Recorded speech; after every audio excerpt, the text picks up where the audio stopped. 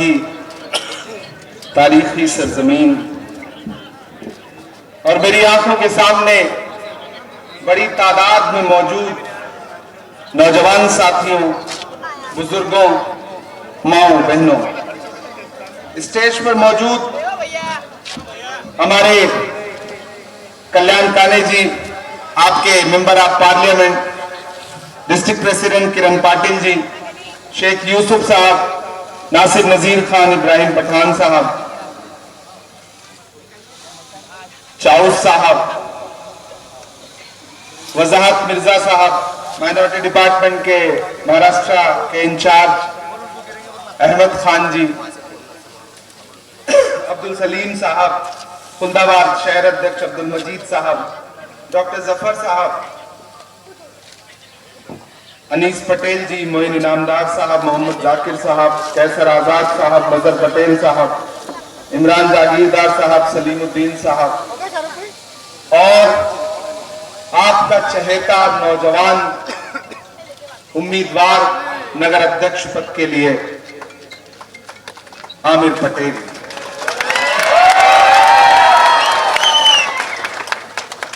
खुलदाबाद के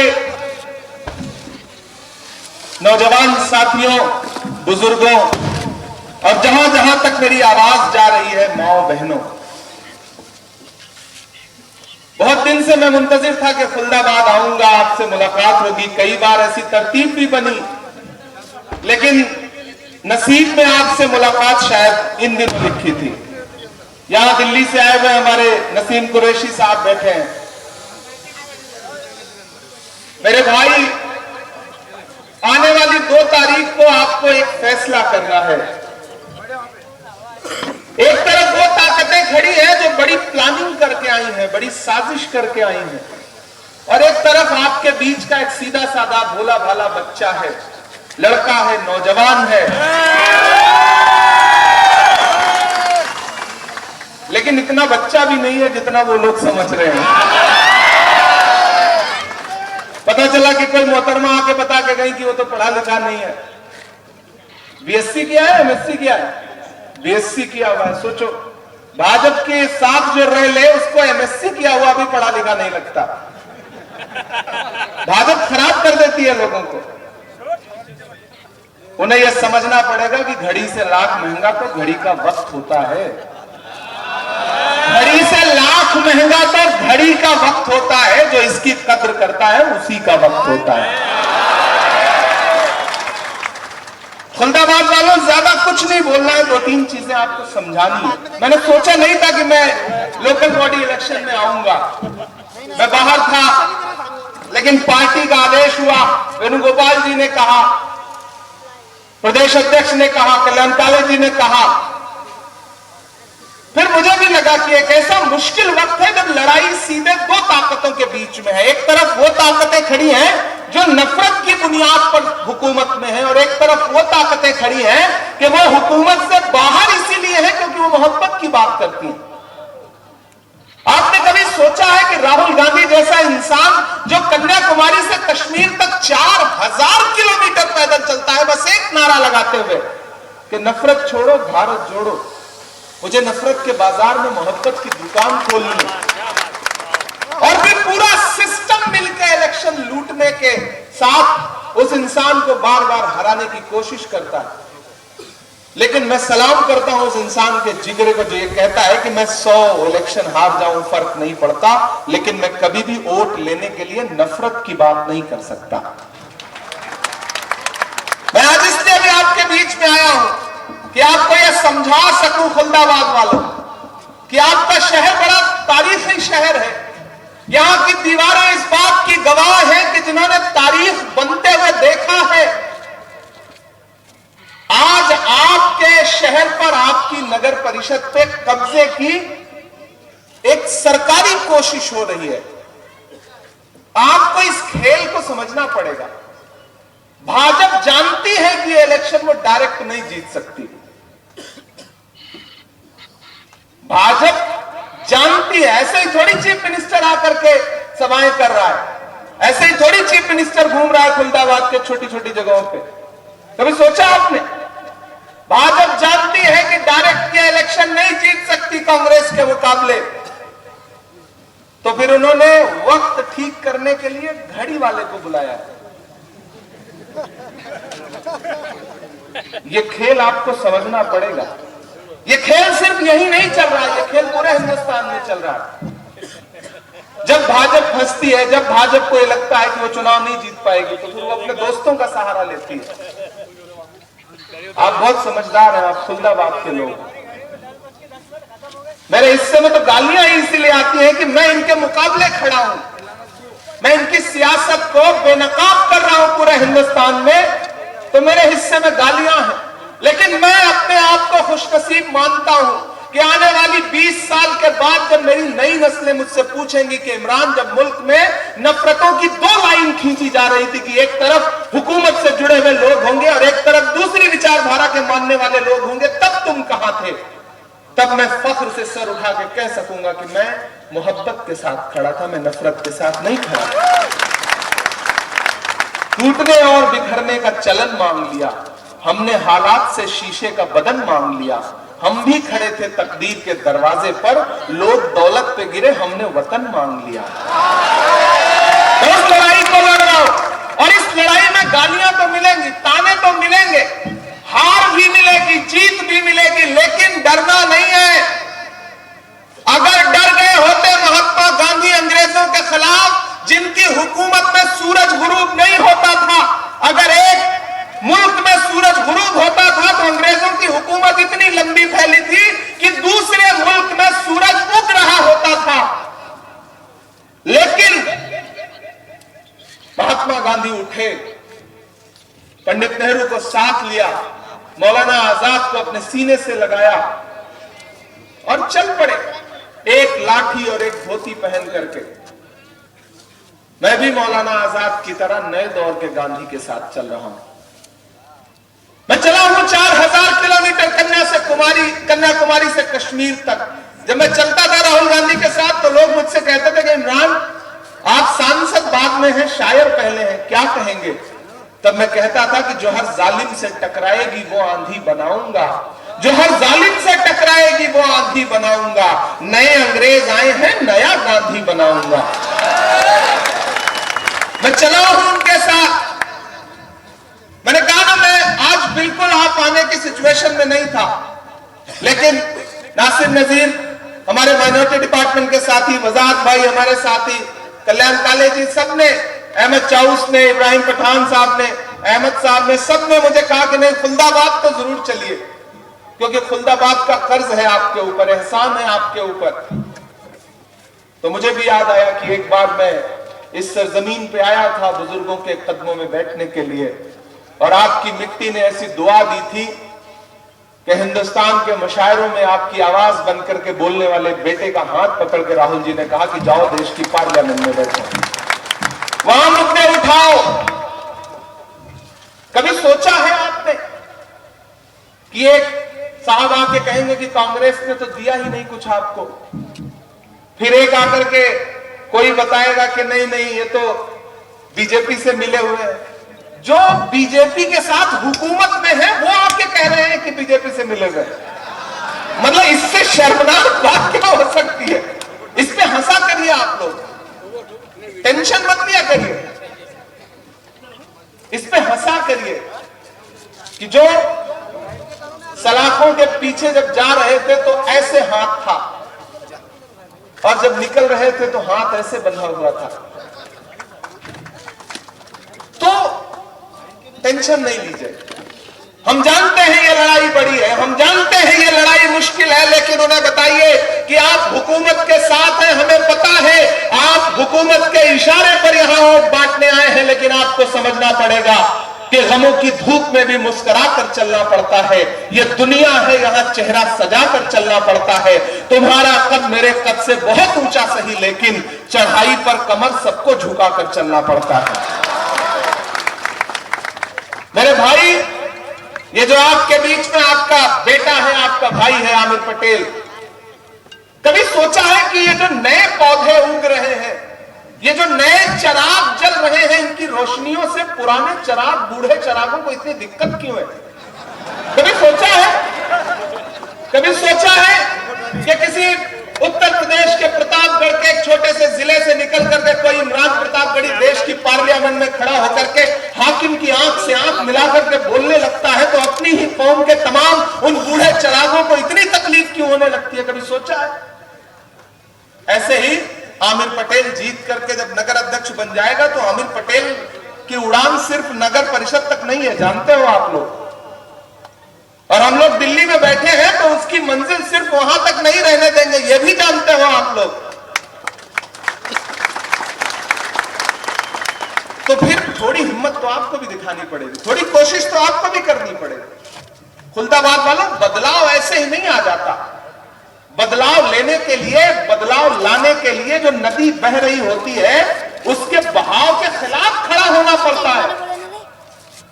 तो फिर कांग्रेस पार्टी ने एक नौजवान पे भरोसा जताया है, आपके मेंबर ऑफ पार्लियामेंट ने, आपके जिला अध्यक्ष ने, बाकी साथियों ने नौजवान आमिर पटेल पे भरोसा जताया है, बाकी जो 18 नगर सेवक हैं उन पे भरोसा जताया है। तो फिर आपकी भी जिम्मेदारी बनती है कि नई लीडरशिप कैसे खड़ी होगी? तभी खड़ी होगी ना कि जब पार्टियों ने एक बार उन पे भरोसा जताया है तो उनको मायूस मत करो, उनको चुन करके आगे पहुंचाने का काम करो, ताकि ये नई नस्लें, नई पौध जो लगी है कल को चल करके आपको साया दे, आपको फल दे।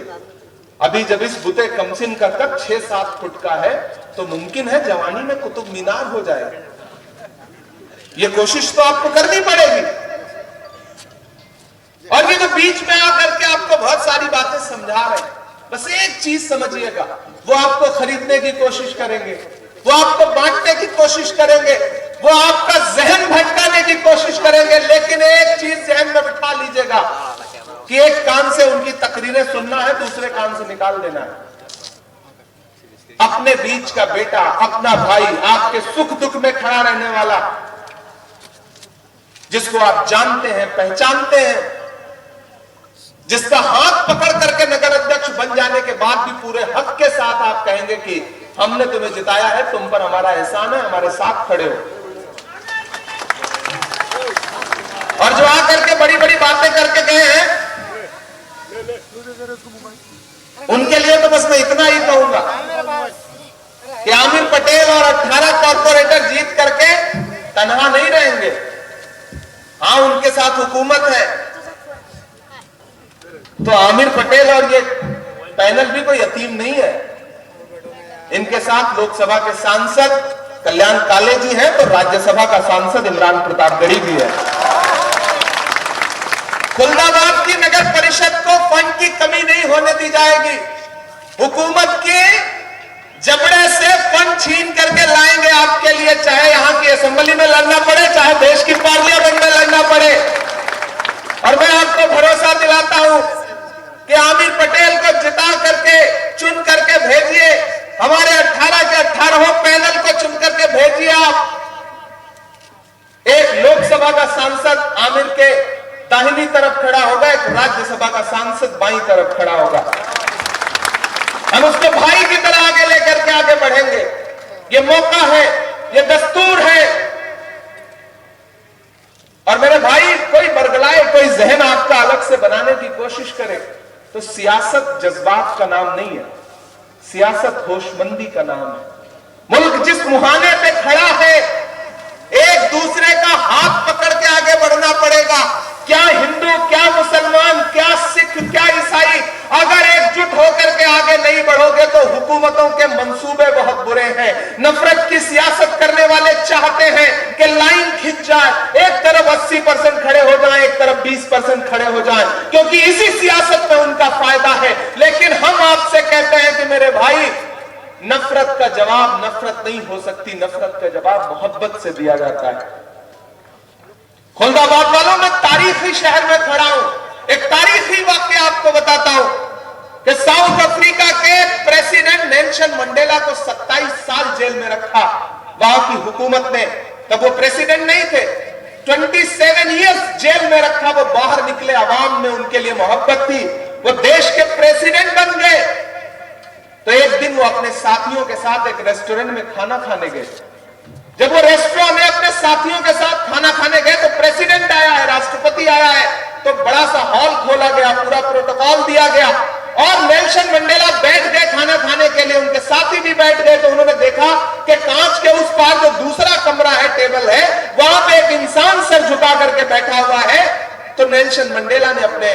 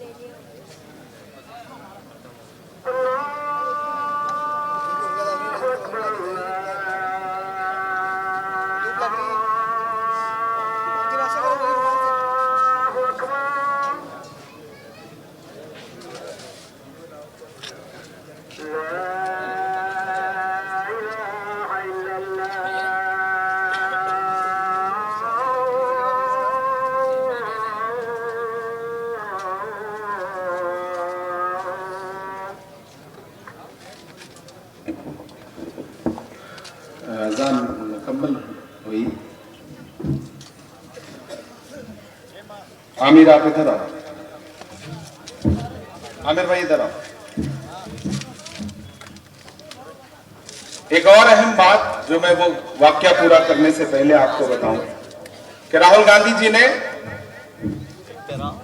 नौजवान लोगों को उम्मीदवारी दी है। मैंने सुना है कि फुलदाबाद में 90% से ज्यादा नौजवान उम्मीदवार आपके बीच में है, चाहे वो नगर सेवक के हों। और आमिर पटेल का काम तो आपने देखा है, किस तरह से लॉकडाउन में आमिर पटेल ने आपके लिए खिदमत की है, आपके बीच में खड़ा रहा है, ये भी आपसे छुपा नहीं। तो मैं आपसे कह रहा था साथियों कि जब नेल्सन मंडेला खाना खाने के लिए पहुंचे, 27 साल जेल में रहने के बाद प्रेसिडेंट बने थे, तो सामने उन्होंने देखा कि एक इंसान बैठा हुआ है। उन्होंने ओएसडी को बुला के कहा कि उसको अपने साथ बुला के बिठा लो, उसको खाना खिलाओ।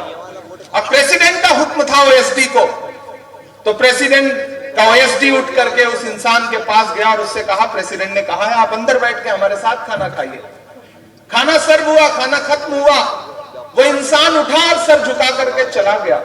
ओएसडी उठ करके प्रेसिडेंट प्रेसिडेंट के पास आया, नेल्सन मंडेला के पास, और उनसे कहा सर आपने ऑर्डर किया था, मैं उस इंसान को बुला लाया था, मैंने उसको खाना खिलाया, लेकिन पूरे खाने के दौरान वो चुप रहा, सर झुकाए रहा और उसका हाथ कांप रहा था, क्या वो बीमार था?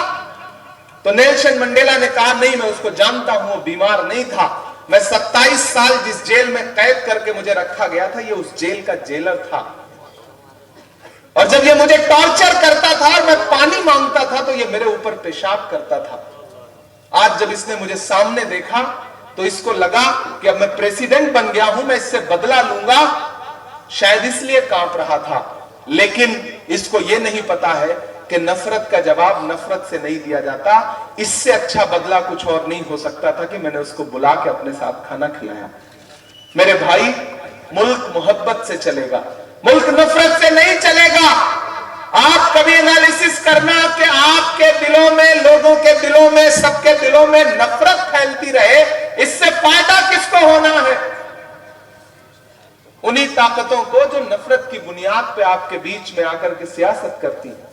इसलिए मेरी गुजारिश है साथियों कि राहुल जी ने आमिर पटेल पे भरोसा जताया है, बाकी साथियों पे भरोसा जताया है, और मैं आपका इमरान प्रतापगढ़ी हूं, आपके लिए सड़क से लेकर के संसद तक लड़ता रहता हूं। और याद रखना, जो आपको सिर्फ अपने अपने अपने की तकरीरें करें, उनसे पलट के एक सवाल पूछना कि जब इस देश में वक्फ का बिल आया, कल्याण काले जी यहां बैठे हैं, तो इस देश की लोकसभा में जब उस बिल पे वोटिंग हुई तो भाजपा के सपोर्ट में, यानी कि उस बिल के सपोर्ट में 288 वोट पड़े, लेकिन उस बिल के खिलाफ में 232 वोट पड़े, जबकि देश की लोकसभा में सिर्फ 24 मुसलमान सांसद हैं। तो कभी दिल पे हाथ रख के पूछना कि उस बिल के खिलाफ वोट देने वाले जो बाकी 208 मेंबर ऑफ पार्लियामेंट थे, वो तो इस देश के हिंदू भाई थे, सिख भाई थे, ईसाई भाई थे, दलित भाई थे या नहीं थे? अगर 24 तुम्हारे लोग उस देश की पार्लियामेंट में थे, उनको तो उस बिल के खिलाफ खड़े ही रहना था, लेकिन उन 208 लोगों की, मेंबर ऑफ पार्लियामेंट की मोहब्बत को कैसे पामाल कर सकते हो आप लोग? रात के 2:30 बजे उस बिल के खिलाफ वोट देने के लिए लोकसभा में अगर कल्याण काले जी बैठे थे तो राहुल गांधी जी भी बैठे थे। वो बिल जब राज्यसभा में आया तो उस बिल के सपोर्ट में अगर 128 वोट पड़े तो उस बिल के खिलाफ में राज्यसभा में 95 वोट पड़े, जबकि राज्यसभा में 10 के आसपास मुसलमान एमपी हैं। तो बाकी जो 85 वोट थे वो किसके थे? इस देश के हिंदू भाइयों के, दलित भाइयों के, ईसाई भाइयों के, सिख भाइयों के। मेरे भाई, मुल्क मोहब्बत से चलेगा, मुल्क एकजहती से चलेगा। याद रखिएगा, चूंकि अगली सभा के लिए निकलना है इसलिए बहुत लंबी तकरीर नहीं करूंगा, लेकिन एक वादा करूंगा आपसे कि आप आमिर को जिता करके, चुन करके आगे भेजिए। जब भी खुलदाबाद नगर पालिका को किसी निधि की, किसी फंड की जरूरत पड़ेगी तो इसको पूरा हक रहेगा कि ये कल्याण काले साहब का भी लेटर पैड ले और इमरान प्रतापगढ़ी का भी लेटर पैड ले। और मैं बहुत दूर से चल के आया हूं। खुदा ने मुझे शायरी का हुनर दिया तो मैंने महबूबा के जुल्फ और आंचल पर शेर नहीं कहे, मैंने नजीब की मां के आंसुओं के लिए नज्म कही, मैंने फलस्तीन के लिए नज्म कही, मैंने आपकी आवाज उठाई है। इससे मेरा आप पर हक है। उस हक की बुनियाद पर कह रहा हूं कि जब मैं हाकिम की आंख से आंख मिला करके पार्लियामेंट में उससे सवाल पूछता हूं कि हम ही को कातिल कहेगी दुनिया, हमारा ही कत्लेआम होगा, हम ही कुएं खोदते फिरेंगे, हम ही पे पानी हराम होगा, तो उस वक्त मैं डरता नहीं हूं और ये चीख चिल्ला के बताता भी नहीं हूं, बस आपकी बात कह देता हूं, लड़ जाता हूं, बोल देता हूं। मैं डरा नहीं, मैं झुका नहीं, कहीं छुप छुपा के खड़ा नहीं। जो डटे हुए हैं महाज पर, मुझे उन सफों में तलाश कर। तो साथियों, आपसे गुजारिश है, एकजुट होकर के खड़े होइए। मैंने सुना है कि मेरी शायरी पे भी तंज किया गया कि शायर हैं, आते हैं, शायरी सुनाते हैं। उनको ये पता ही नहीं है कि हमारी शायरी सुन करके उनके जो दिल्ली वाले आका हैं वो भी परेशान रहते हैं। हम तो उनसे भी कहते हैं कि जख्म पर जख्म खा के निकले हैं। आप धूप में बैठे हुए थक तो नहीं गए? तो मुझे लगना चाहिए मैं खुलदाबाद में खड़ा हूं कि जख्म पर जख्म खा के निकले हैं, हम अगर मुस्कुरा के निकले हैं, सर झुकाने का हुक्म जब आया, सर झुकाने का हुक्म जब आया, और भी सर उठा के निकले हैं, नारे हक लगा के निकले हैं, नारे हक लगा के निकले हैं। और मेरा ईमान और मेरा यकीन बोल रहा है कि हर सितम का जवाब आएगा, देखना इंकलाब आएगा। तैयार रहना चौथी लाइन के लिए कि हर सितम का जवाब आएगा, देखना इंकलाब आएगा। अच्छे दिन का किए थे जो वादा, उनका दिन भी खराब आएगा, उनका दिन भी खराब आएगा। हम तो निकले हैं मुस्कुराते हुए, और वो तिल मिला के निकले हैं, नारे हक लगा के निकले हैं, नारे हक लगा के निकले हैं। एक नौजवान आपके बीच में सियासत की पहली सीढ़ी पर खड़ा है। ये लॉकडाउन में आपके लिए खड़ा था, आपके सुख दुख में आपके लिए खड़ा था। अब इसको मायूस मत करना। कोई आ रहा है, तकरीरें सुना रहा है, सुन लो। पैसा दे रहा है, चुपचाप जेब में रख लो, लेकिन वोट आमिर पटेल को ही देना, याद रखना।